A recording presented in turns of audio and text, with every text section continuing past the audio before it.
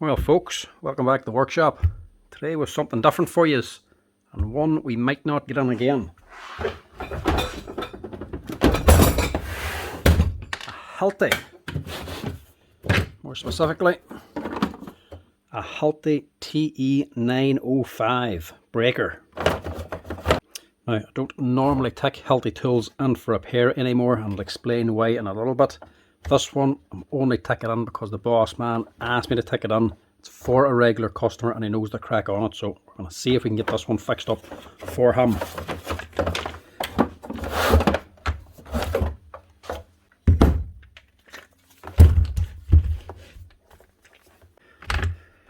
Now, the customer says it's running, no problem with the motor itself. It's running no problem, sounding smooth. Problem is it's either got very little hammer or no hammer at all.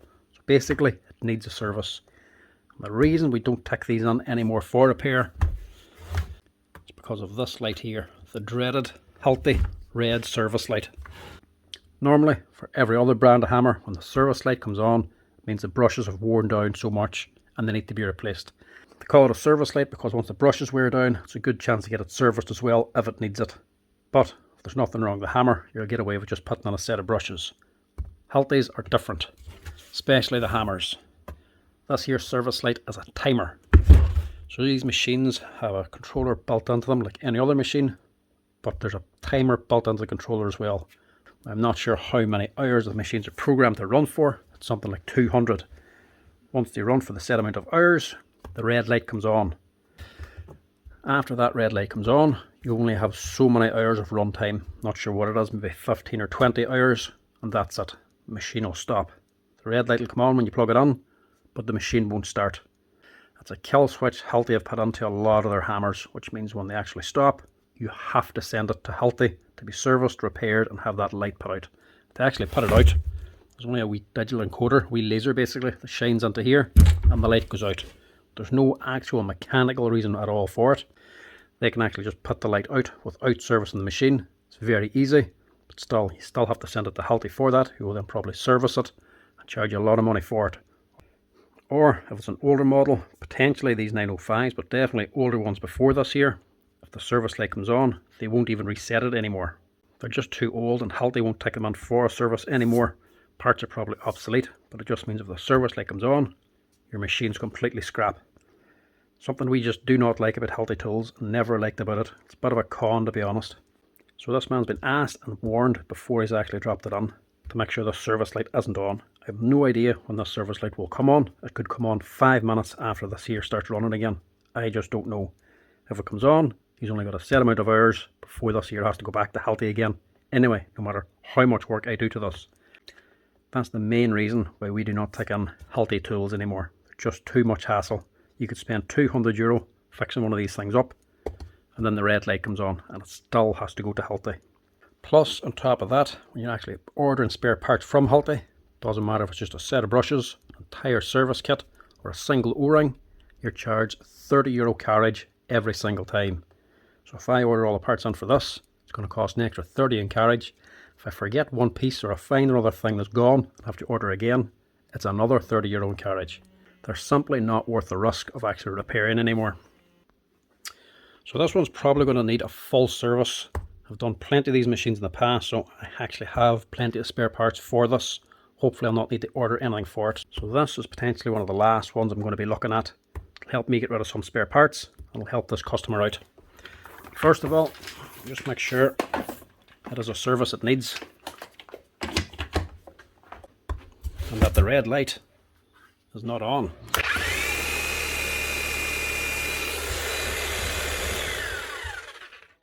So the motor's running and she's got no service light. That's a start.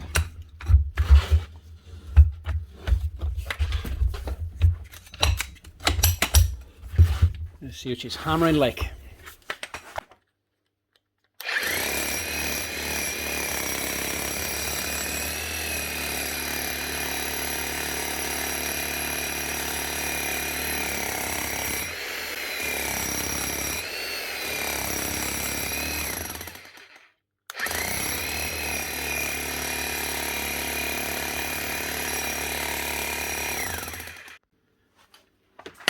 Right, that actually doesn't sound all that bad.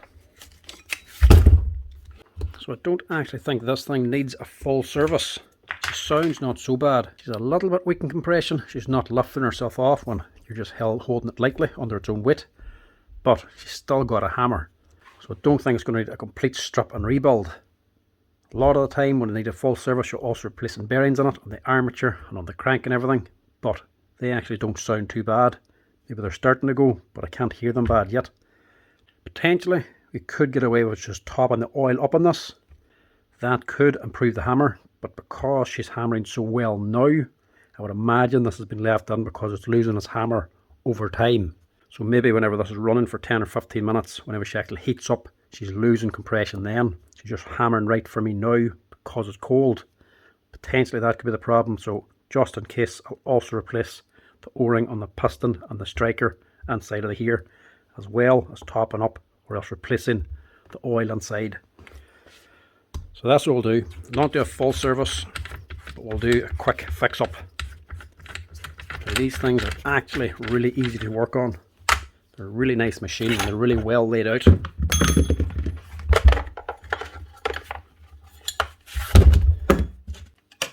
First off, we get onto the tool holder up here at the top. Get this off, and we can get onto the rest of the hammer pipe. There's torque head screws, and they're always quite tight.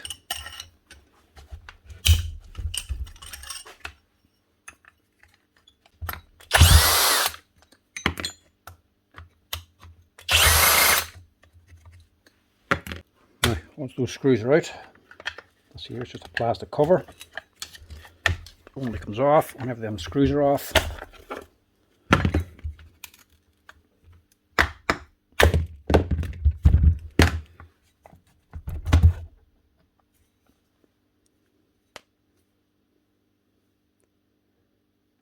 Wee bit black inside actually.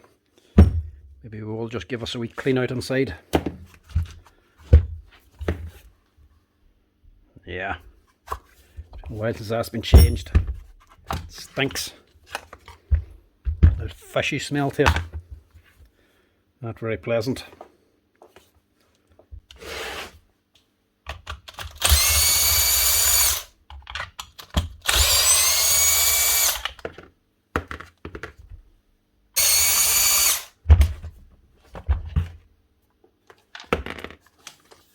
Grab the handle. Now your gearbox is up this side. Your bung here allows you to top up the oil inside. And this side is your motor.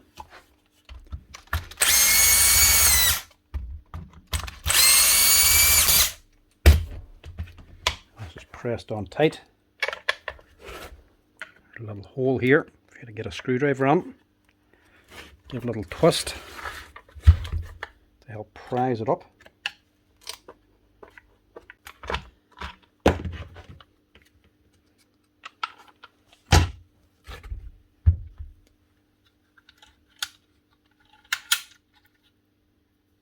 Brushes aren't bad.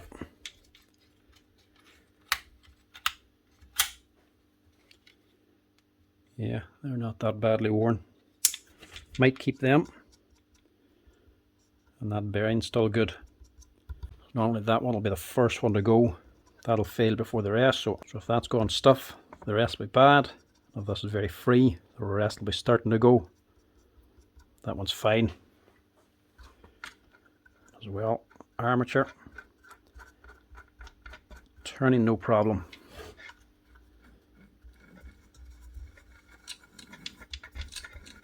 As you can hear inside, barely any compression. Plus the hammer here that you just see directly in front, it's not moving at all. So she's running, but she's not getting proper compression, so maybe this does need a wee bit of a service.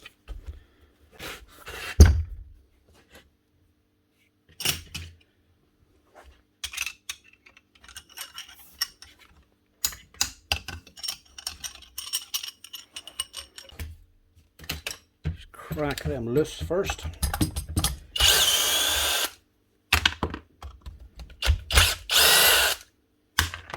don't think I'll need to go onto the gearbox section here. Hopefully that'll be alright. Now this is where they're very easy to work on. They're one nice complete unit inside of here.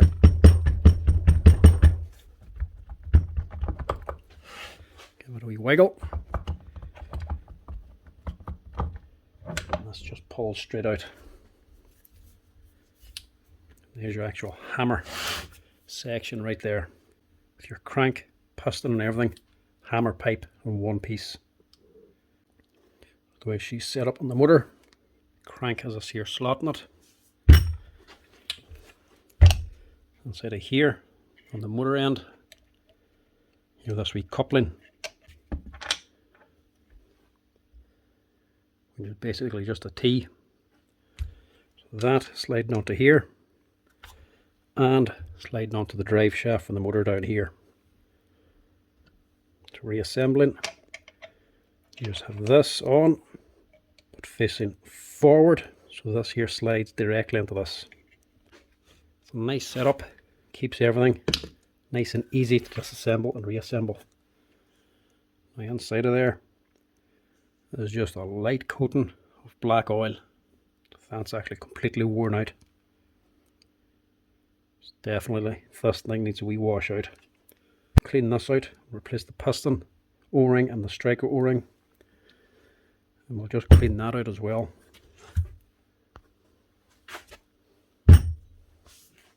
So to get onto the hammer section, we first need to get the piston off. To take the piston off, you have to remove the crank, which is held on by a C-clip in the back of here.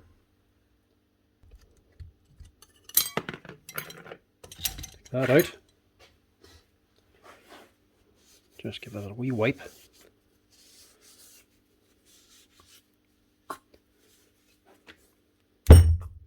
Take out the hammer just to get it out of the way.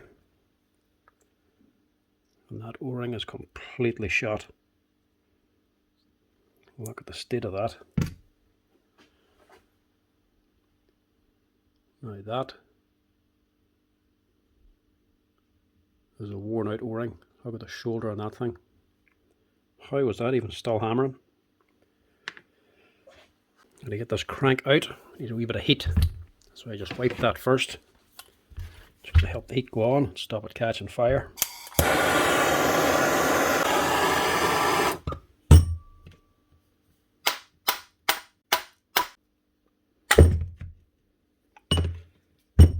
That one was actually really tight. Harder than I thought to get out. That bearing ain't too bad, it's still hot. Now we can take out the piston.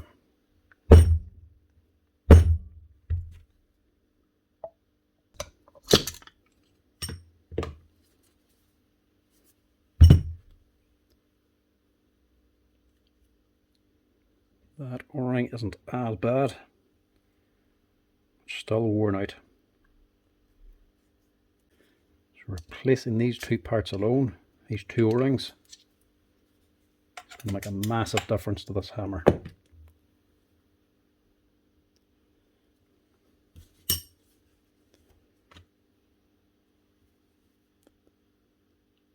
That is actually fairly badly worn too. Not as bad as the hammer one, definitely bad. Right, they can be washed.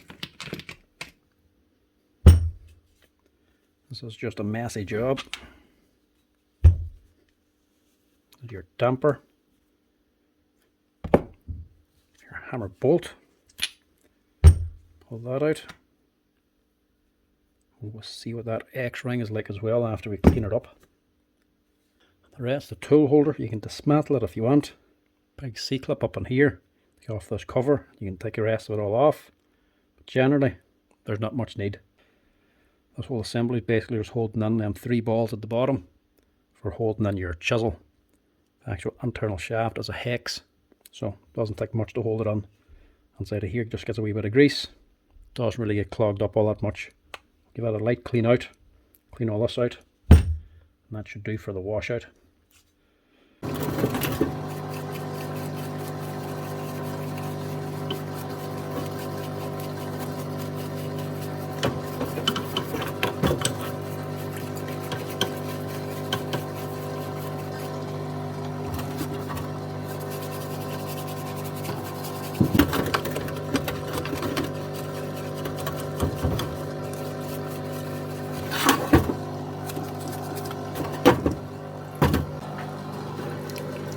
simply want to clean out the inside of this chamber. Don't want to get the motor covered in kerosene.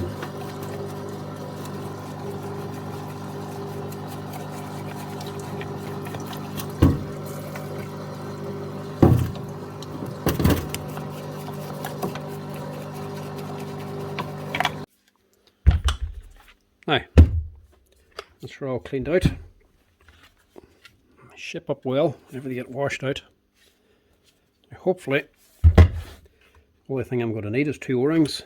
This X-ring is fine, bearing's still good. There's not really much else needed for it, apart from a couple of O-rings, seals on the tool holder here, the actual back of the chamber, and one for here, but that one's alright. Everything else seems alright in it. It is worth noting, like I was saying about the oil, topping up the oil or greasing these machines, this particular Hilti, the 905, this bung only actually leads into the gearbox, doesn't feed into the hammer or the crank inside of here. Most other Hiltis, this bung is located on top of the piston crank, so this will be directly below this bung. But the 905 is not the same. This just leads to the gearbox, and you can tell the oil doesn't get into here or mix with the gearbox by simply looking inside.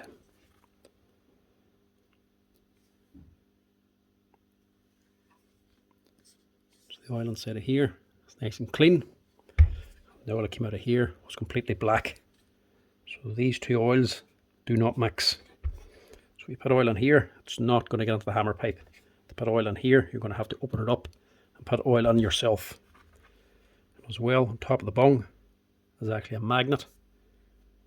See, this one's actually clean. Normally, whenever bearings are gone on here, the gears are starting to wear, you'll see a big mound of black swarf on top of this, or metal shavings. That one, spotless. So that gearbox is fine, don't need to go into that at all.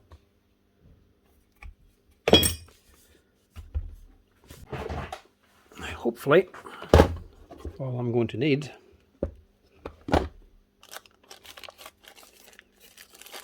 is just a few O-rings.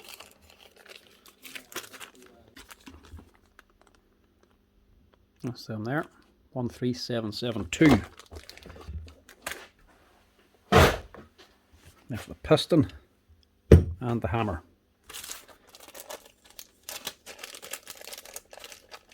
Hopefully, that's all I need. That and oil.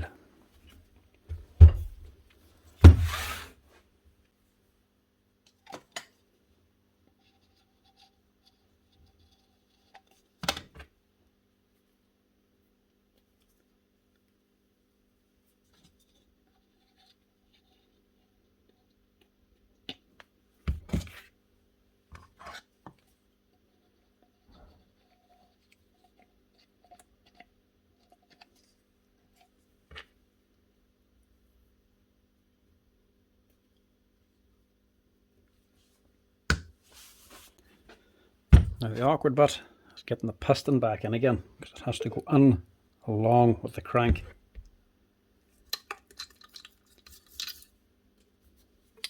There's a liquid oil that goes onto this. I'm just putting grease on just to initially get this put back together so it doesn't start dry.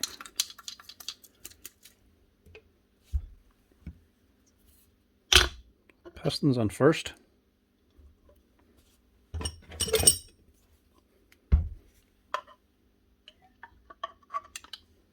Drop that down.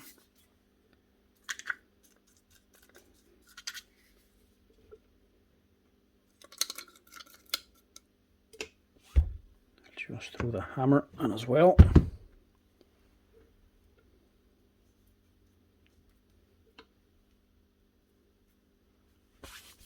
O-ring towards the piston.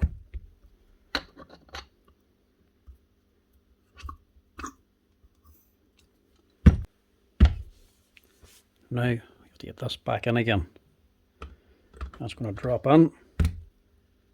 We want that pin on the crank to drop in the hole on the con rod.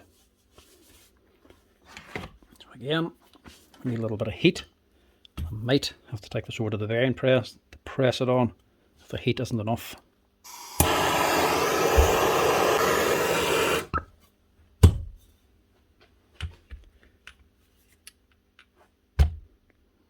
Nice and gently.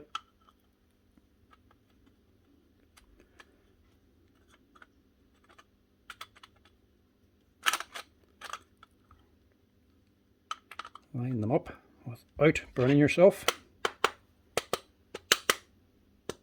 I might have to press this on.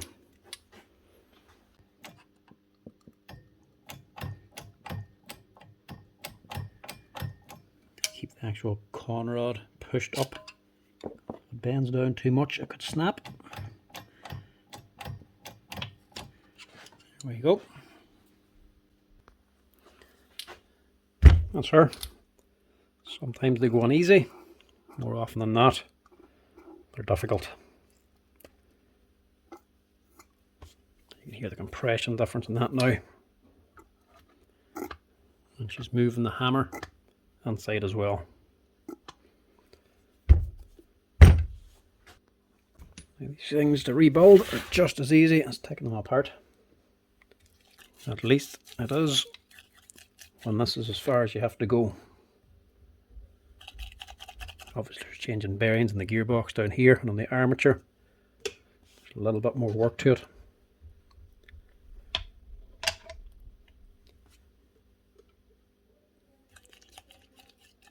Put your coupling on first. And turn your armature by hand. Line up the coupler so it's going on nice and straight in the center. Don't forget this wee rubber damper as well.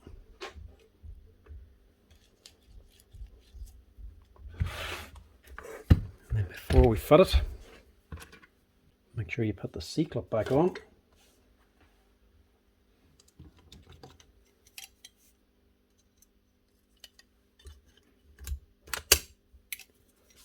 Just to hold that bearing in.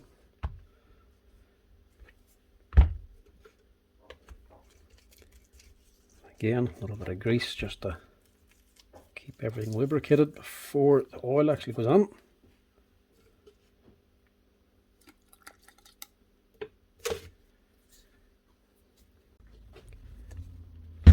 Before we marry the two up, we want to get some oil into this here cavity. And this surprisingly doesn't take an awful lot of oil.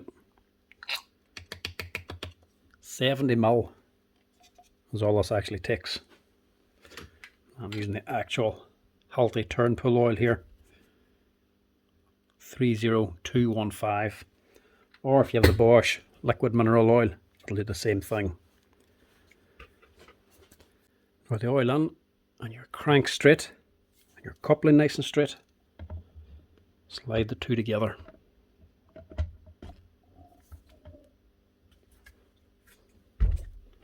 Give it a wee press down.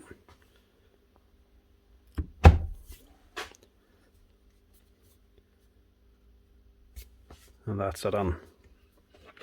You can test to make sure that coupling is engaged correctly by just rotating your fan.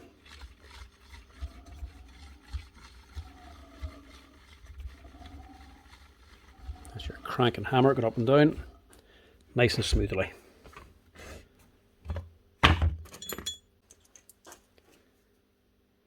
Now the bolts, give them a little bit of Loctite, just in case the vibrations would loosen them off.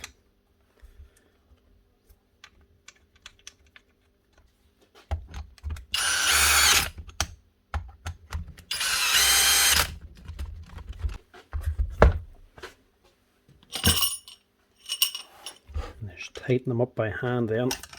That final wee snug.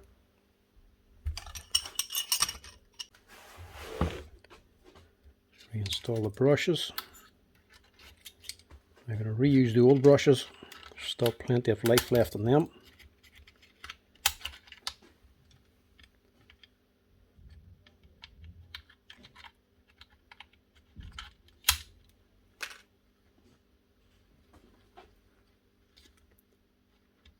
Now, that side, put back on the motor cover. Now there's a little wave washer up on here for pressing down on the bearing. Make sure that is installed. Make sure your leads aren't going to get caught. And then just give that a little tap.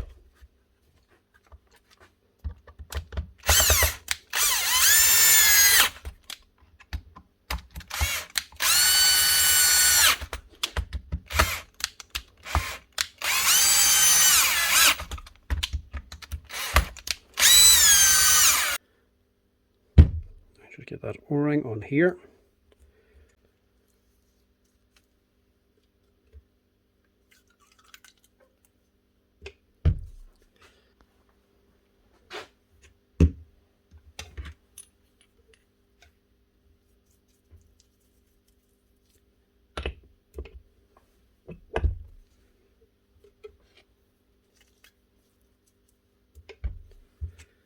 Your damper then, just go on this side. Now before you put your bolts on, you have to get the plastic covers on first. Because it's actually the bolts that hold these here plastic covers on. So first,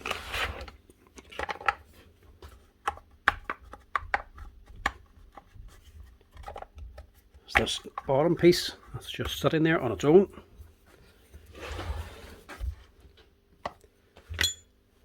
Then these here side pieces.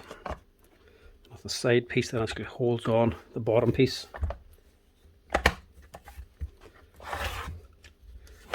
One and two. They just sit there loose. And just now the bolts actually hold them in place as well. The same as the top bolts. Get a little bit of Loctite on these ones as well.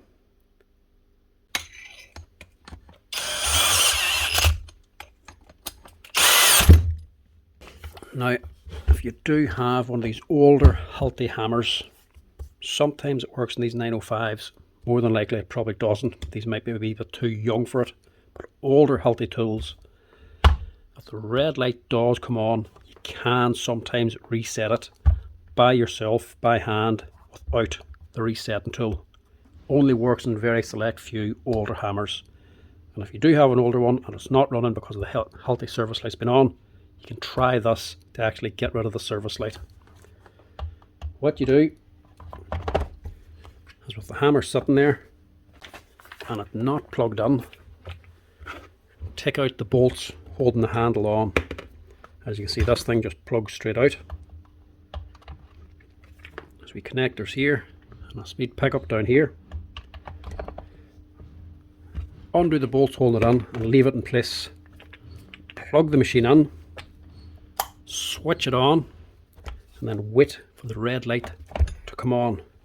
Then with the switch still engaged, pull off the handle.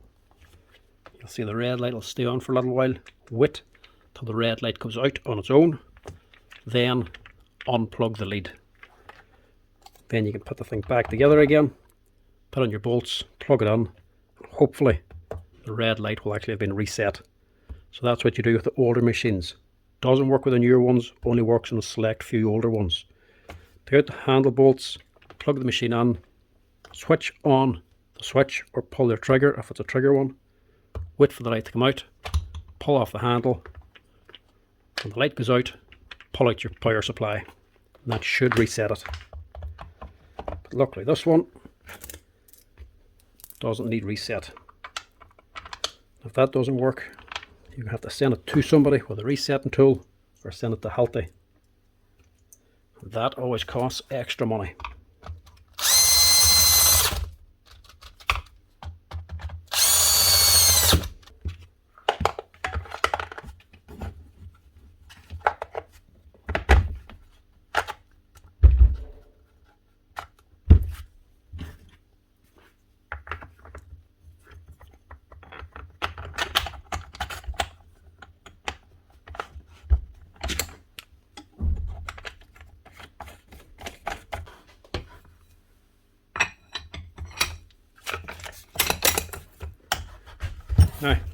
she runs like.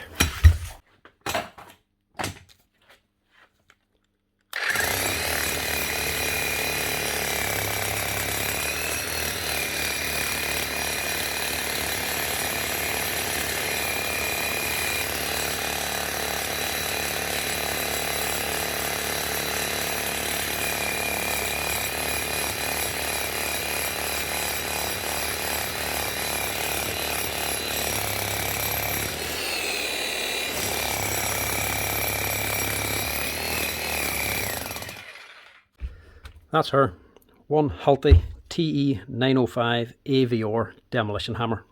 That's how you improve the hammer if it becomes weak, by changing the O-ring, giving the inside of it a clean out, and topping up the oil inside.